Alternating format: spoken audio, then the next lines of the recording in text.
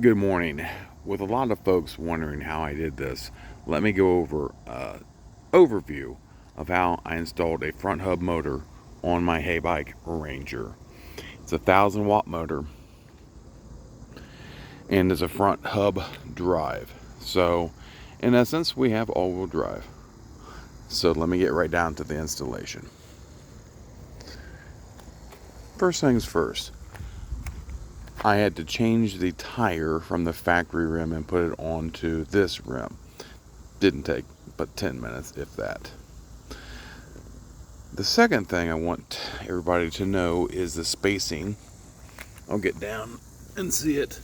On the non-brake side, there is a spacer on the inside of the fork. We can see it? Yes. On the brake side, there's no spacer, and that's for proper spacing for the disc brake. On the outside of the fork, there is a spacer and of course a torque arm on each side. 2 torque arms is required, not 1, 2. Let me emphasize, 2. Secondly, I happen to have an extra Heybike battery, but you can use any 48-volt battery. So that was my solution, is I had a battery bag that I put on the rack. And the cooler, by the way, is, well, that's for my golfing. And then also that crossbar right there, that is for transport. Alright, so once I installed it, and this was essentially, it dropped right into the dropouts. No issues whatsoever. Tightened everything up. I keep the forks locked. The reason I do this is I understand there's been some binding issues. Now I'm seeing some oil residue on my forks. I'm not concerned about it. I don't use the suspension fork too much anyways. As far as wiring is concerned, I simply took the throttle, put it on the left side. Oop, there we go. Because the front hub kit came with this half twist, and as you can see, it's very basic. Just a half twist throttle, and then an on-off button, and it's instantaneous power. So when I need it, I can just hit that button and then give it throttle.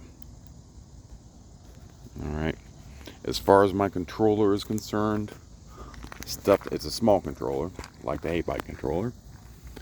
I stuffed it back here. Fit perfectly, it's out of the way.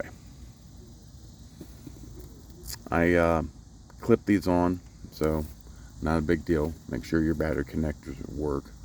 For this particular battery, this is the same as this one, just in the cover. And you can buy the connector that goes to the bottom of the battery off of eBay. And of course, I had to add all-wheel drive sticker to it. So really, other than that, it's just a matter of zip tie, zip tie, zip tie.